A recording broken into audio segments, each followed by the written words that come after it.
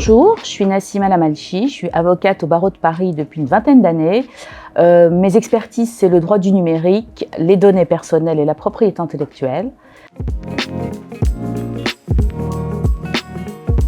Écoutez, j'ai connu le programme Booster sur LinkedIn, un jour où j'étais en train de chercher justement une suite à mon projet qui pourrait m'aider à y voir plus clair. Et je suis tombée sur un post de l'association Force Femmes qui parlait de ce programme Booster.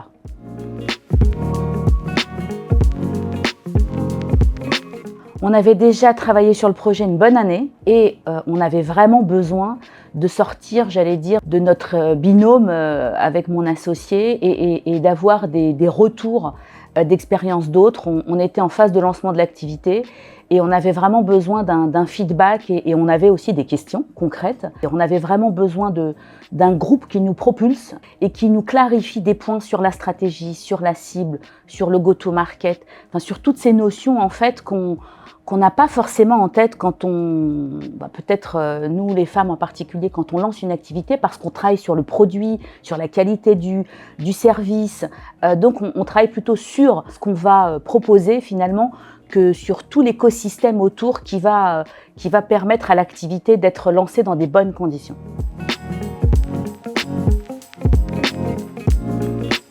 Il faut savoir que c'est un groupe de 10 femmes avec des projets différents. Ce que ça m'a le plus apporté, c'est vraiment de me rendre compte qu'il faut sortir de son activité pour mieux l'aider finalement, qu'il faut en parler, qu'il faut la confronter, qu'il faut écouter aussi celle des autres. Et c'est ça qui fait que finalement, ça nous clarifie la vision. Un des premiers feedbacks que j'ai fait à la fin de ce programme, c'est de dire que j'étais vraiment impressionnée de l'équilibre entre...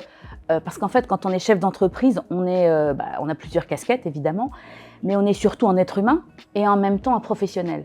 Et le programme Booster a su créer un équilibre entre cette casquette de chef d'entreprise et en même temps de personne et de s'adapter à notre qui on est, à nos valeurs. À la fin du programme, j'ai aimé la phrase d'une des boosties, comme on s'appelle, qui a dit « Quand on arrive, on est entrepreneur et quand on termine, on est chef d'entreprise ».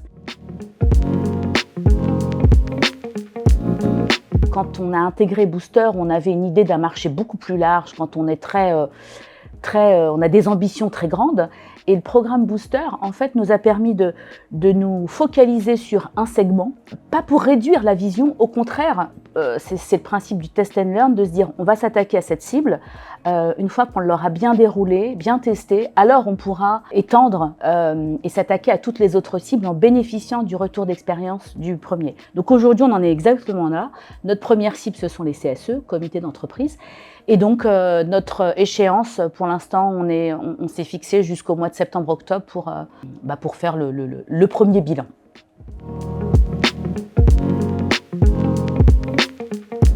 Un des moments du programme qui m'a beaucoup plu, c'est un moment où d'autres chefs d'entreprise au féminin sont venus nous parler de leurs expériences, de leur retour d'expérience, et vraiment avec des conseils pratico-pratiques, actionnables.